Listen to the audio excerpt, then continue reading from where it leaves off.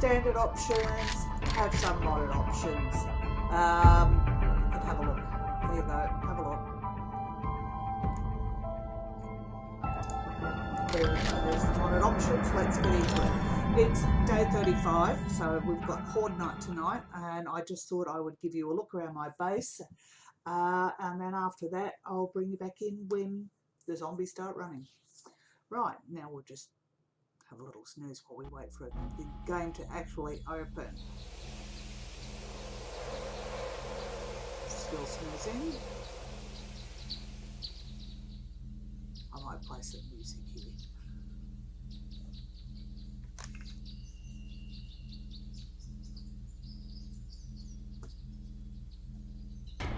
Hey, there we go. Right, we're in. So this is my base. Okay. As you can see, I have a monolith, and in that there's a solar panel and a battery bank up there. We've got a storage chest, which I think is empty. Yep, needs repairing. A couple of shotgun turrets, and also up there, set to a timer, is a spotlight, a mobile spotlight. And over here is the entrance to my garage, which we'll get to. This is the entrance to my base. Now the garage also goes straight into the base. And over here, you see I've done a huge amount of land clearing with the boulders and trees and chopping of grass. Now over here, I mucked around this game with an underground garden. So what I've done is put the spikes upside down. They've all been upgraded to steel, and they're all across quarter concrete blocks, so I can get at it from the bottom and do some repairs if I need to.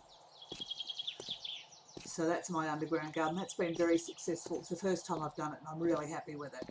Now, down here is the entrance to the drop pit for Horde night. Now you can see I've got these bits overhanging somewhat, so they don't fall on on any of my traps and wreck them. I found when I had that shorter, they were falling on them and punching them, which is really quite frustrating. So anyway, we'll just go a bit closer and hope I don't fall in. You can see I've got the upside down spikes down the bottom. When we get down there, you can see how I've got it configured a bit better. And also then I've got a level up shooting gallery behind iron bars, which is quite good. Now the reason I put the spikes above my garden also is because I've got my cooking, my forge room and my workshop and everything down directly underneath this. So when I get going with the cooking, the screamer zombies tend to come wandering over and make a bit of noise. So that's one of the reasons for that. Right, let's go down. And yes, I know I've missed a spot with my painting. I'll get to it. These marks, I kind of think, hang on, I'll turn the light off, that it's caused by the shotgun turrets. I think they damage underground somehow or other. I don't know why, but anyway, it doesn't really matter. Zombies haven't got in so far. I think it's going to be a while before they're strong enough to get in. So I went a bit berserk with the paintbrush, just wanted to muck around with it. So there's some bonking boxes for if I'm unloading, which I don't really use because I tend to use the bike now.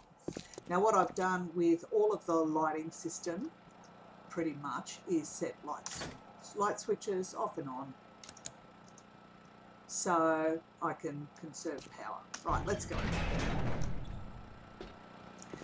In this stairwell, these are the only lights that are on permanent, because I'm up and down and I can't be bothered having the light switch and turning them off and on. Right, so ground floor, we have the generator room. This is the generator that powers all the lights that I need and whatnot inside the building. So there you go. Again, I have a light switch in every room. I figure you do that in your home, you turn the light off when you leave the room. Then over here, This is to all the traps I've got for the drop floor, the killing floor. Right, so in here I've got electric fences set up to tripwires, and they go up. And there we go, there's the screamer, nice. She probably heard me talking, decided to come. Right, so that's that. Turn the light out, so if I need to I can get in there and maintain them, repair any, though they shouldn't be too damaged because they're out of the way. Right, turn that off.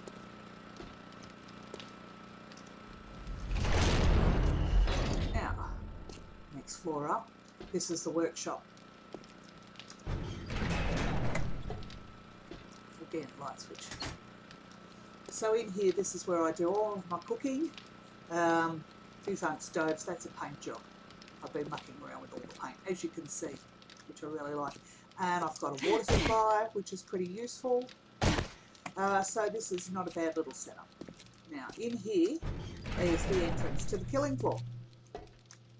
So again, there's lights over here if you want them, which I hardly ever use. I mean, I use them when I was setting things up, but generally I use the mining helmet.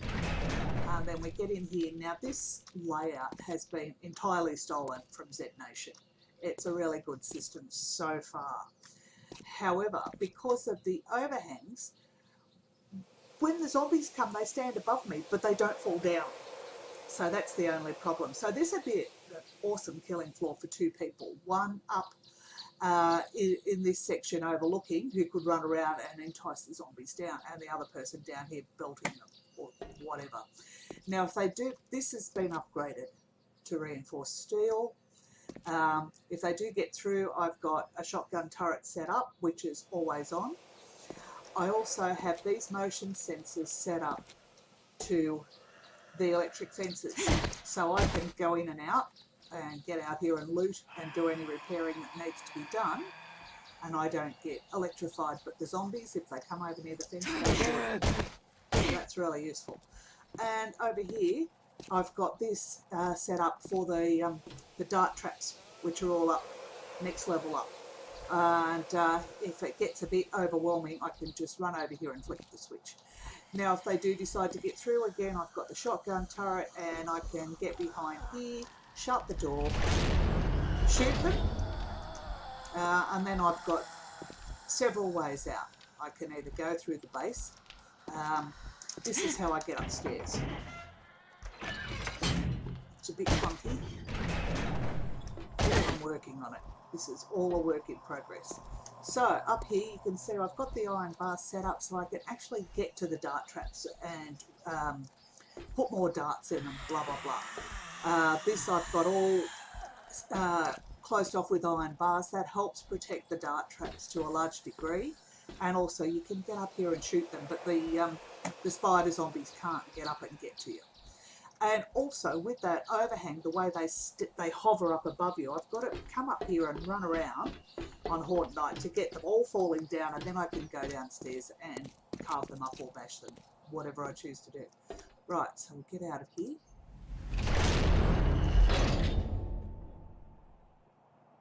Come on. There.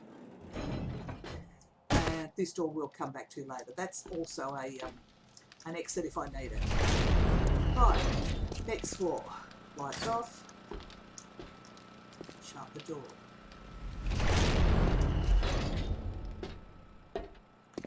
Next floor up. I made it really high because I made the base really high because I've got the garden in it. So I pretty much had to dig all the way through. So this was spare. So again, I mucked around doing living quarters, which are effectively useless but pretty. So that's all this is. Bedroom. Blah blah blah, mucking around with the paintbrush, lots of fun. And the bathroom, of course. Same sort of thing. Looks nice, having fun, pretty colours, yay.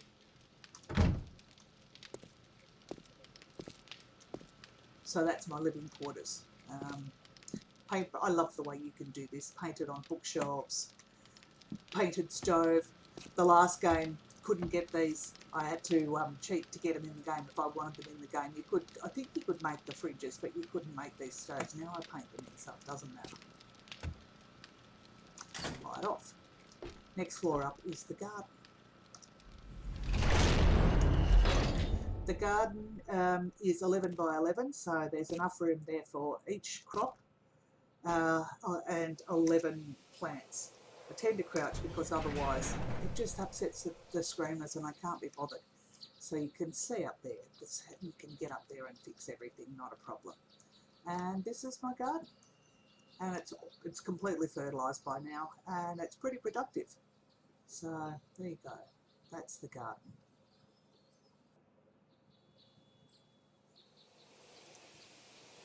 Right, enough.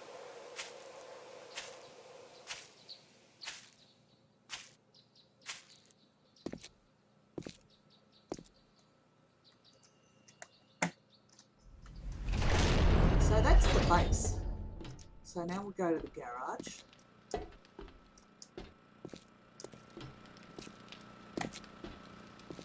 It's all the way down the bottom.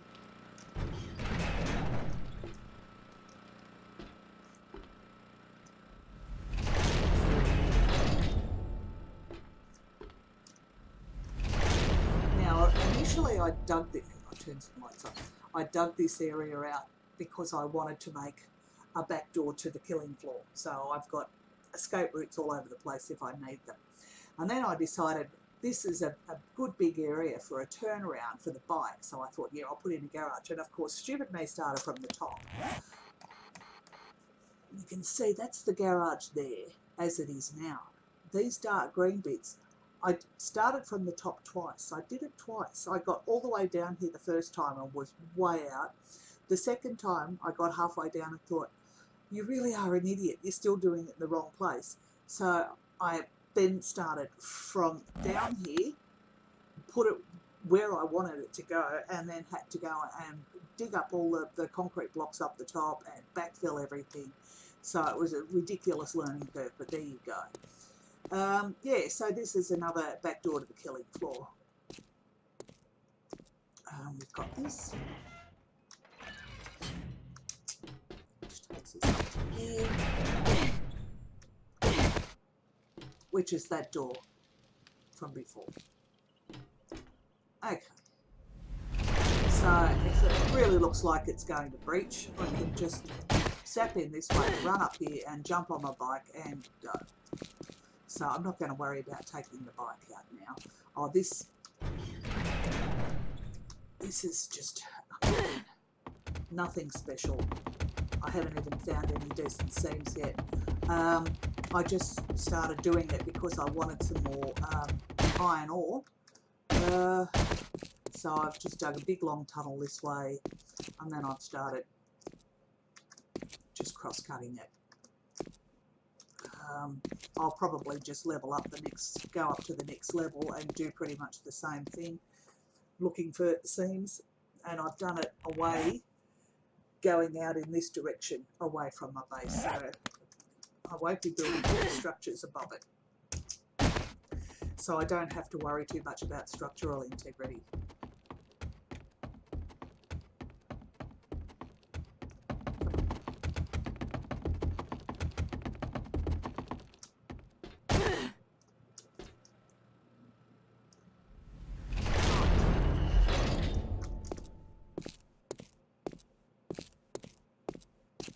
Now this map, I chose this by using the, I think it's the game editing tool from the main menu, which is really awesome. You can, if you haven't used it, what you can do is put in a game seed, a name, and then preview it, and it will basically bring up the map, which is what I did. So I had a look at the map now, zoom out, and there was a whole heap of towns, including some really big ones. And I thought, right, I decided where I wanted to put my base, which was going to be sort of in the middle of one of these big towns, preferably in forest because I like it, and preferably on a fairly flat area. So that's why I chose this area. I started down here, and I just headed north for the sake of it, and found this, and just sort of wandered around until I thought, yeah, I knew where I was just by looking. I actually did a screen capture of the map in map editor. And then I have two screens, whacked it on the second screen so I could just have a look and compare. And from the biomes, I knew that I was pretty much in the right spot, and it's been very good. You can see I've got some nice sized towns, plenty of looting. Found I think I started, I might have started my initial base in one of these two towns. I can't remember which, because I like starting in the little towns, they're nice and easy. I found a few traders. I've got one here, I think I started here. One all the way down here, another one here. And if you have a look, this one within a stone's throw, but the bug in the game, I can't go in there. It just throws me straight out of the base as if it's closed. Very frustrating when you consider how close I am. If you go outside and you walk over here a bit, you can see it. That's a mine there. That's pretty useful, though I have cleaned it out. And there's another mine there which I've also cleaned out, but that's okay. And over here was a little camping ground, but I leveled it. I didn't want it there. And you can see with all those spots where I've done all the land clearing, I've tried to clear the land to this sort of area, give me a good flat open space, which has been useful because when I go outside I can either see the zombies or see casually strolling past wolves or deers or whatever to get food. So anyway, one day it will be really nice. They are going to put in, well, they should put in pads. What are they? The touch pads that you tread on, and they'll lift this up so I can drive over it with my bike and it'll open, and then keep driving over it and it'll close again. That would be really good. But we live in hope. So there you go. Oh, there's a bit of cotton I missed in the bush with my land clearing. You think you do it, and then you go through and you find another bit. It's me just being a bit OCD. So that's my base. I'm going, what time is it? I might go downstairs and fool around in my mine for a while, and I'll see you back in time for Horde night. Okay, bye. Okay everyone, it's about a half an hour till Horde, the Blood Moon Horde starts. Now I forgot I didn't tell you what mods I'm using. As you can see from the screen, I'm using the SMX mod, which is really good. It changes the HUD, and I really like what it does. It gives you, as you can see on the top left, it gives you your level and how far you are away from getting the next level day date. It also gives you your elevation, the ambient temperature and your body temperature, and your green is your food levels, and blue, that's down the bottom left, is your hydration. So I like seeing that. I'm also using Z-Nations mods. If you want to know what they are, I'll put something in the description and you can have a look. One of the reasons I use them is stacks to 400. I love that. That is really good. Paper stacks to 1,000. It changes the stack size of a lot of items. See, that stacks to 6,000. If you have a look, my ammunition, my arrows stack to 500. Doesn't change everything. I think stone always stayed there. I don't know about clay and sand, but you know, I just like the fact that it stacks things really well. Cotton is another thing, probably leather. So yeah, you don't need anywhere near as much storage, and you get to carry more when you're out and about. What one of the mods, I'm not sure which one, or possibly even both, are supposed to change the size of your inventory. Now when I installed them, I had this U-Boot inventory, held heaps of stuff, and as soon as I exited out of the game, that went away. It also changes the size of your mini bike inventory, but it makes mine do weird things. It kicks out to the side so you can't see everything that's in it. But anyway, it still increases the size of my inventory, so it doesn't matter. Oops, didn't want to do that. Alright, so there you go, they're the mods I'm using. I'll leave that light on and we'll go in and get ourselves organised. Leave that door in case I need to do a quick escape. As you can hear, there's another screamer upstairs. Very annoying. Actually, I have to go up.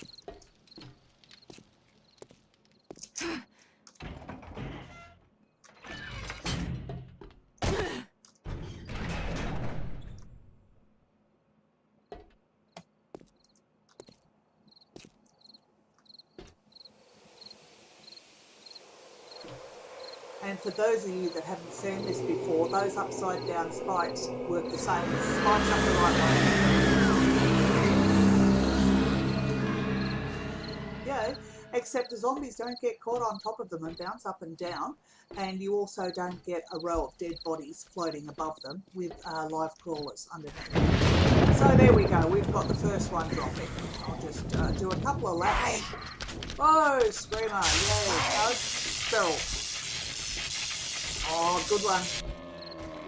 Yeah. Come on, a few more down. Right, let's go down. Stop me.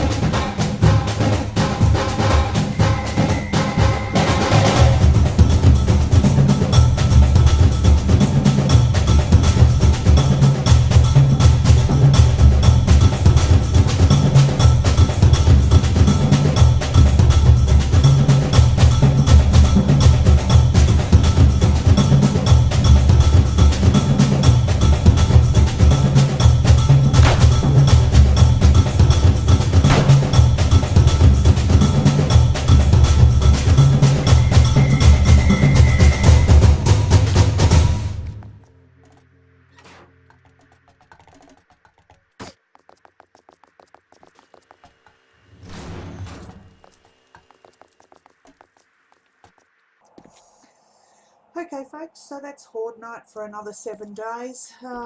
Fairly successful one. Lost a few of these traps, which surprises me. I thought I had them set up far enough away that the zombies couldn't affect them, but anyway, there's a few out, which is really annoying because they're a pain in the butt to set up.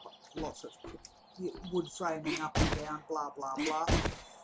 Anyway, I'll sort that out and do a clean up, and I think that'll do for the video. Okay, thanks for watching. If you enjoyed it, press the like button. Leave a comment if you like. Thanks for watching. Okay, bye.